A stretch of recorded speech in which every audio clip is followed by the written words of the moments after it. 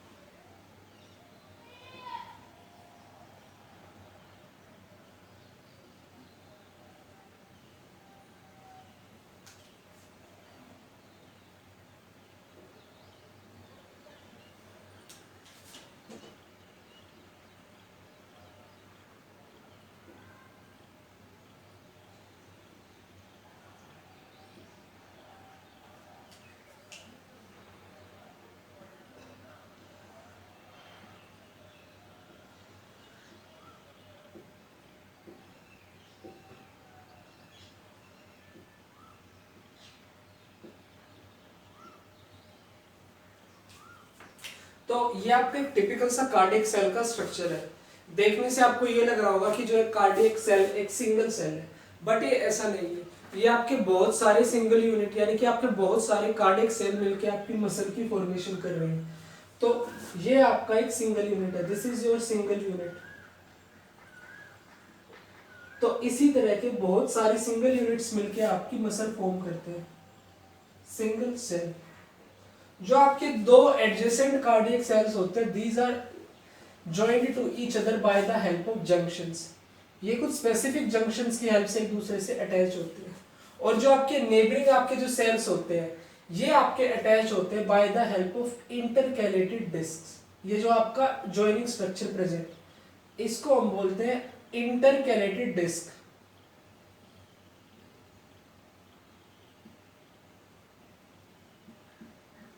And जो आपके cardiac cells होते हैं उनमें इस तरह से स्ट्रेशंस प्रेजेंट होती हैं, जैसे कि आपकी स्ट्रेटेड मसल्स में होती है. बट जो स्ट्रेशंस होती हैं ये आपकी कैसी होती है, फेंट स्ट्रेशंस. ये आपके सभी सेल्स में इसी तरह से प्रेजेंट होती है.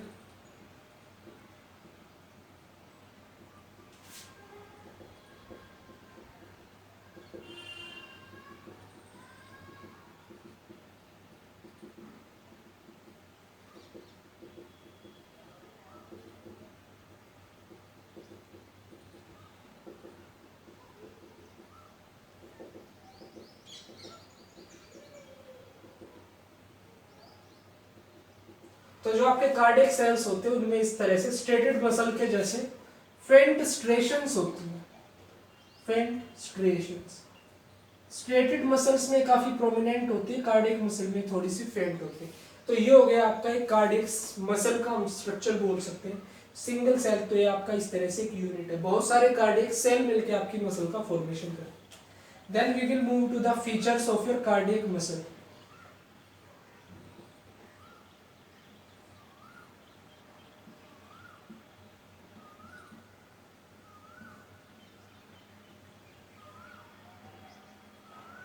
तो फीचर में जो आपका फर्स्ट फीचर आता है वो है आपका ऑटोरिदमिसिटी.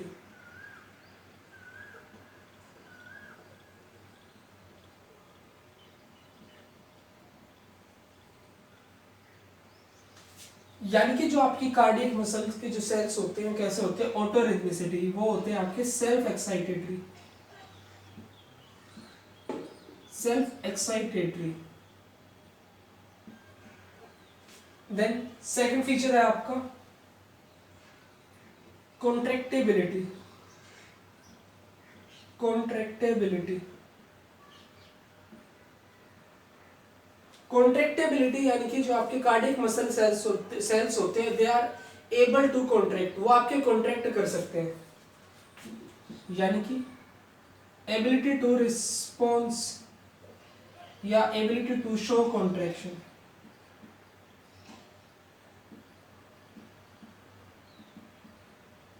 तो जो आपके कुछ फैक्टर्स होते हैं जो आपकी कॉन्ट्रैक्टिबिलिटी को इफेक्ट करते हैं, उनको हम बोलते हैं inotropic factors.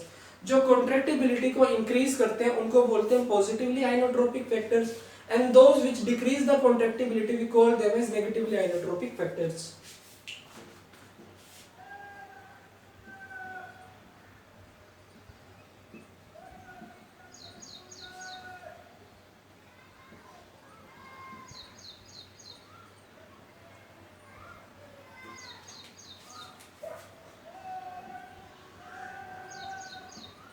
The positively inotropic factors will increase the contractibility and the negatively inotropic factors will decrease the contractibility.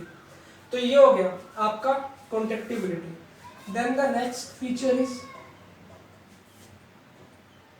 excitability.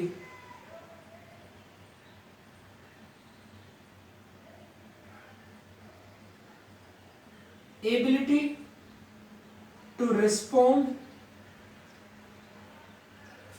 ability to respond या to show response to a stimulus.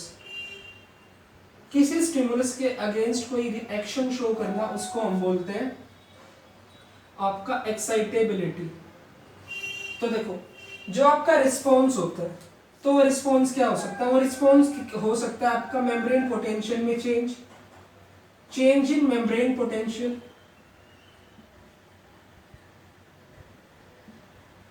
Change in membrane potential, या फिर हो सकता है वो आपका जो response होगा दिस कैन कॉज कॉन्ट्रैक्शन।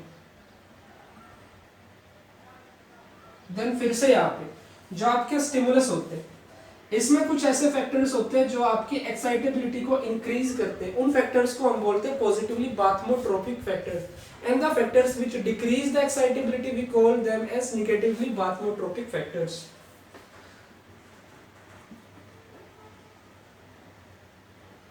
बाथमोट्रोपिक, तो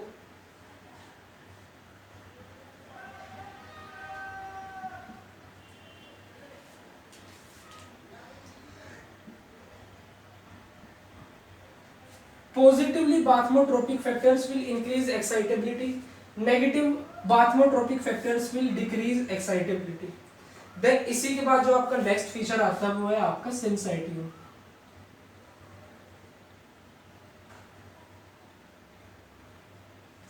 तो देखो जो आपका ये कार्डियक मसल सेल का स्ट्रक्चर है, इसको देखने से आपको क्या लग रहा है? ये जो आपकी मसल है ये आपको एक सिंगल सेल लग रहा है, और सिंगल सेल में कैसी कंडीशन है? Multi nucleate condition. ये सिर्फ आपको दिखने में लग रहा है, बट इन एक्चुअल इस तरह से बहुत सारी सिंगल यूनिट्स आपकी जुड़ती है एक दूसरे के साथ, that will form the cardiac muscles. तो इसी चीज को हम बोलते हैं सिंसाइटिव, यानी कि जो आपके कार्डियक मसल है, cardiac muscle is a syncytium of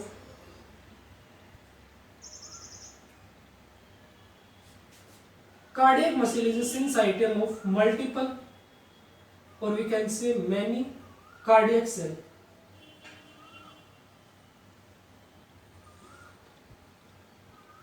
और जो आपके कार्डियक सेल्स होते हैं ये एक दूसरे से जुड़े हुए होते हैं by the help of intercalated disc. जो आपके इंटरकैलेटेड डिस्क होती है it is made up of sarcolemma, और जो आपकी सार्कोलेमा होती है इसमें सार्कोप्लाज्म आपका एब्सेंट होता है, there is no presence of sarcoplasm. तो देखो ये इतने ज्यादा जुड़े हुए होते हैं कि अगर आपका कोई सिंगल सेल भी रिसीव करता है कोई पोटेंशियल, अगर उसमें अगर आपके किसी सिंगल सेल में भी इंपल्स का पहुंच जाए तो क्या होगा? जो आपके सारे के सारे सेल्स हैं वो आपका रिस्पॉन्स शो करेंगे, यानी कि the cardiac cells are that much connected, if a single cell is excited then the potential will transfer to all of them. then यहीं पे फिर एक चीज आती है, जो आपका सिंसाइटियम होता है वो हमारे पास दो होते हैं, एक तो होता है एट्रियल सिंसाइटियम और दूसरा होता है आपका वेंट्रिकुलर सिंसाइटियम। देखो, जो आपके एट्रियम होते हैं वो आपके बिहेव करेंगे एक सिंगल यूनिट की तरह, यानी कि जो राइट एट्रियम और जो आपका लेफ्ट एट्रियम दोनों सिंगल यूनिट की तरह बिहेव करेंगे और वो कॉन्ट्रैक्शन शो करेंगे एक सिंगल यूनिट की तरह। तो देखो, अगर किसी तरह से आपके एट्रियम में कॉन्ट्रैक्शन होता है किसी नर्व इंपल्स की वजह से, तो वो जो नर्व इंपल्स होगी वो आपकी एट्रियम से डायरेक्टली आपके वेंट्रिकल्स में नहीं ट्रांसफर हो सकती। तो जो आपका वेंट्रिकल सिंसाइटियम होगा वो आपका एक सिंगल यूनिट की तरह बिहेव करेगा, यानी जिसमें आपके राइट और लेफ्ट वेंट्रिकल दोनों सिंगल यूनिट की तरह बिहेव करेंगे। राइट आपके जो एट्रियम होते हैं, एट्रियम से डायरेक्ट आपका इंपल्स का ट्रांसफर नहीं हो सकता आपके वेंट्रिकल सिंसाइटियम में। तो यही पे इंपॉर्टेंट चीज है, क्योंकि इन दोनों के बीच में प्रेजेंट होते हैं फाइब्रस टिश्यूज। फाइब्रस टिश्यूज, ये आपके फाइब्रस टिश्यूज प्रिवेंट करते हैं आपके एट्रियल इंपल्सेस को आपके वेंट्रिकुलर आपके सिंसाइटियम में पहुंचने से।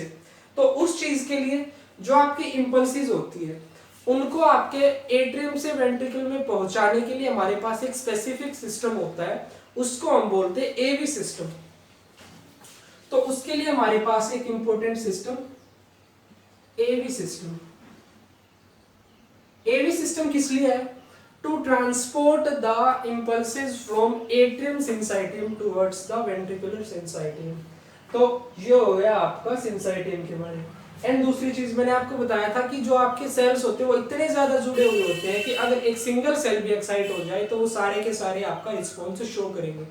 तो यही पे जो इंपॉर्टेंट चीज आती है वो है आपका ऑल और नन लो। ऑल और नन लो। तो ऑल और नन लो क्या है? यानी कि अगर एक सिंगल सेल एक्साइट होगा तो सारे के सारे आपके सेल एक्साइट करेंगे। इसका मतलब है कि अगर आपका सिंगल सेल कोई काम कर रहा है तो आपके सारे सेल आपका यूनिट की तरह काम करेंगे। जो आपके कार्डियक मसल सेल्स होते हैं they behave as a unit. अगर काम करेंगे तो सारे के सारे काम करेंगे, अगर काम नहीं करना तो आपके सारे के सारे ही आपका उस काम को नहीं करेंगे। यानी कि अगर किसी तरह से मान लीजिए आपके किसी एक पर्टिकुलर सेल में डैमेज हो जाए तो उसके जो उस सेल की वजह से क्या होगा, वो फंक्शन नहीं कर पाएगा। तो वो अकेला ऐसा सेल नहीं होगा जो फंक्शन नहीं करेगा, उसके साथ वाले जितने आपके पूरे के पूरे कार्डियक मसल के सेल होंगे वो सारे ही आपका फंक्शन नहीं करेंगे। They behave as a unit, single unit की तरह वो बिहेव करते हैं। काम करेंगे तो सारे करेंगे, नहीं करेंगे तो कोई भी नहीं करेगा। तो ये हो गया आपका सिंसेटिव। तो इसी के साथ जो आपके कार्डियक मसल के जनरल फीचर्स है वो कंप्लीट होते हैं। Now we will see the cardiac conduction system. तो देखो, जो कार्डियक कंडक्शन सिस्टम हम इसको सिंपली क्या डिफाइन कर सकते हैं? It is a network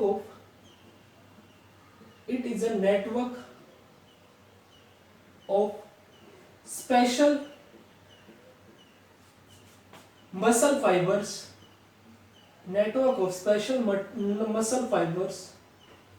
that provides path to the action potential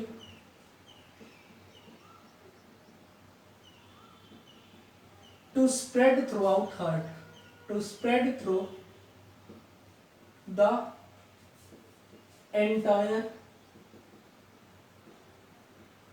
heart। यानी कि जो आपकी एक इंपल्स का जनरेशन होता है हार्ट के किसी एक स्पेसिफिक पॉइंट पे, वो जो इंपल्स होती है वो आपके पूरे के पूरे हार्ट में आपकी फैलती है, उसको स्प्रेड किया जाता है। तो जिस रास्ते को फॉलो करके आपके हार्ट में स्प्रेड करती है उसी को हम बोलते हैं कार्डियक कंडक्शन सिस्टम, या फिर जिसको हम बोलते हैं एवी सिस्टम। तो दूसरी चीज, जो आपका ये एवी सिस्टम होता है, it is made up of autorhythmic fibres. ऑटोरिथमिक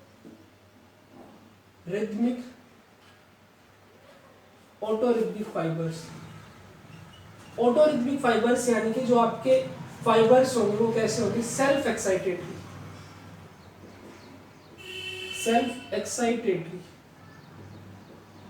जो ये आपका एवी सिस्टम होता है ये आपके within the heart present होता है। तो इस एवी सिस्टम की वजह से ये आपके हार्ट में इंपल्सेस का जनरेशन होता है। एंड दूसरा क्या होता है, जो आपके हार्ट में जो ऑटोरिथमिक फाइबर्स होते हैं ये आपका जनरेशन करते रहेंगे continuously even if the heart is remove from the body. अगर हार्ट को बॉडी से भी रिमूव कर दिया जाए तब भी ये आपकी इंपल्सेस जनरेट करते हैं। देन देखते हैं आपका एवी सिस्टम को। तो सपोज मान लीजिए यह है आपका हार्ट,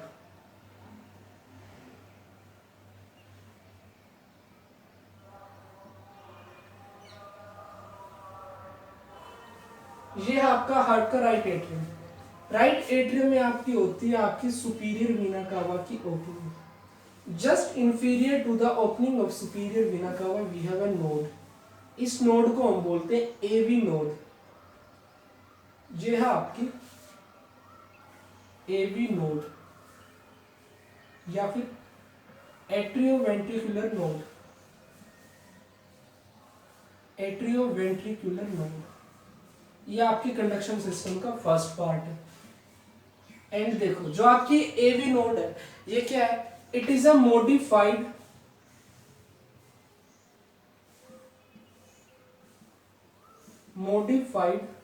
कार्डियक मसल। ये आपकी एक मॉडिफाइड कार्डियक मसल है आपकी एवी नोड। और जो आपकी एवी नोड होती है यही आपका इंपल्स जनरेशन का काम करती है। Because the impulse generation is done by a muscle, therefore we call the human heart as myogenic। क्योंकि आपका इंपल्स का जनरेशन एक मसल से हो रहा है इसी वजह से ह्यूमन हार्ट को हम बोलते हैं myogenic. Myo simply means for muscle and genic is for generating यानी कि प्रोड्यूसिंग। तो आपके एक मसल आपका इंपल्स प्रोड्यूस कर रही है, एक एक्सटेंड पोटेंशियल प्रोड्यूस कर रही है, इसी वजह से ह्यूमन हार्ट को हम बोलते हैं मायोजेनिक। देन इसके बाद क्या होता है, जो आपका ये यहाँ पे इंपल्स जनरेट हुआ वो आपके दोनों के दोनों एट्रिया में स्प्रेड हो जाएगा, जिसकी वजह से आपके एट्रिया कॉन्ट्रैक्ट करेंगे एज अ सिंगल यूनिट। तो जैसे ही एट्रिया का कॉन्ट्रैक्शन होगा उससे क्या होगा, जितना ब्लड इन दोनों में प्रेजेंट होगा वो आपका पुश कर दिया जाएगा टुवर्ड्स द वेंट्रिकल्स, आपके वेंट्रिकल्स में। ठीक है। देन इसके बाद क्या होता है, जो आपका यहाँ पे कोरोनरी साइनस प्रेजेंट होता है इस तरह से, just anterior to the coronary sinus we have another node. हमारे पास एक दूसरी नोड है और इस नोड को हम बोलते हैं एस ए नोड।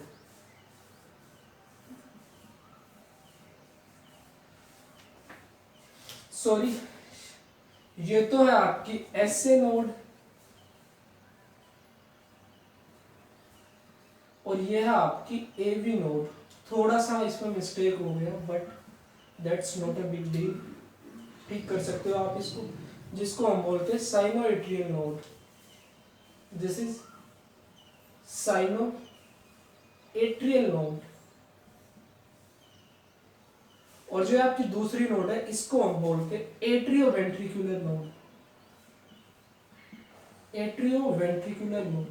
इसको एट्रियोवेंट्रिकुलर नोड क्यों बोला, क्योंकि जो ये आपकी नोड होती है ये आपके एट्रियम और वेंट्रिकल के बीच में जो सेप्टम प्रेजेंट होता है उस सेप्टम में प्रेजेंट होती है, just anterior to the opening of your coronary sinus. That's why we call it as atrioventricular node.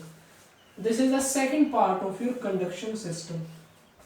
तो ये है आपका कोरोनरी साइनस। Coronary sinus. तो देखो जो एसए नोड में इंपल्स जनरेशन होगा वो आपकी एवी नोड्स के पास पहुंचेगा bye the help of specific internodal tissues, internodal pathway of tissues. तो इस तरह से हमारे पास तीन इंटरनोडल पाथवे होते हैं। This is anterior, middle and posterior pathway. ये है आपके, इनको उस तरफ दिखा देते हैं, यहाँ तो सही नहीं है। तो ये है आपके internodal pathway.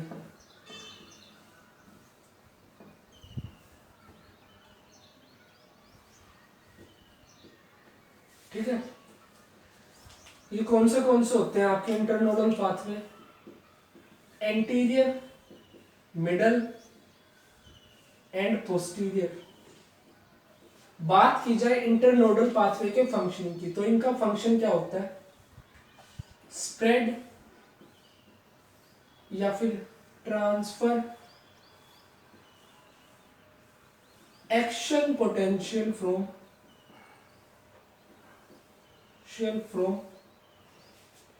SA to AV node, SA to AV node. तो अब आपका जो एक्शन पोटेंशियल है वो आपकी AV नोड के पास आ गया।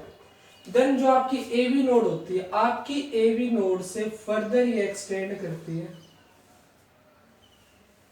एंड इसको हम बोलते हैं बंडल ऑफ हिस।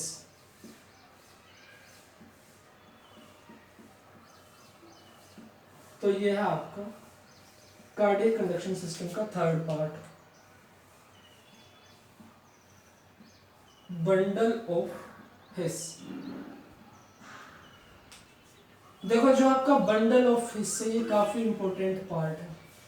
मैंने आपको स्टार्टिंग में बताया था जो आपके एट्रियल सिंसाइटियम है और जो आपके ventricle syncytium, they are separated from each other by the help of fibrous tissues. उनमें इंपल्सेस का डायरेक्टली ट्रांसफर नहीं हो सकता है। तो जो आपका बंडल ऑफ हिस है, it is the only point from which the impulses from the atria can conduct to ventricles।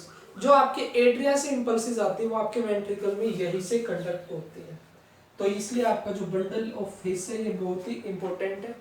Then इसके बाद क्या होता है, देखो जो आपका बंडल ऑफ हिस है, इट विल डिवाइड इनटू, ये आपका डिवाइड कर जाएगा दो ब्रांचेस में, इस तरह से, कुछ इस तरह से।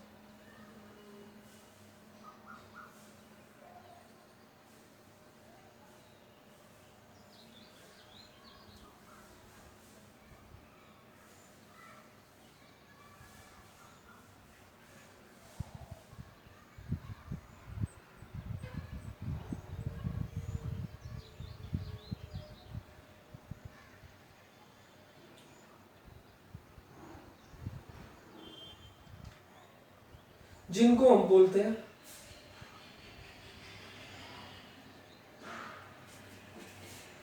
Right and left branch, right and left branch.